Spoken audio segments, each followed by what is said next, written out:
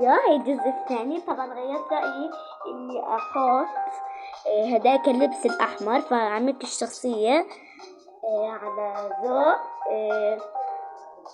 أمي.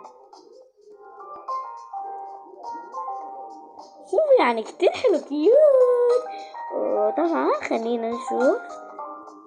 طبعا هاي الشخصيات إذا بدكم بحذف شخصية من هدولا وبروح أعملكم شخصية. هلا إحنا خلينا نروح نحضره مع بعض على اليوتيوب مع بعضينا. شو أنا حدا كانت ساعة واحدة. لا بديش لا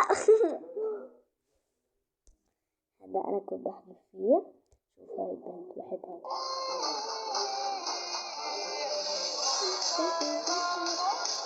بحط لها لايك.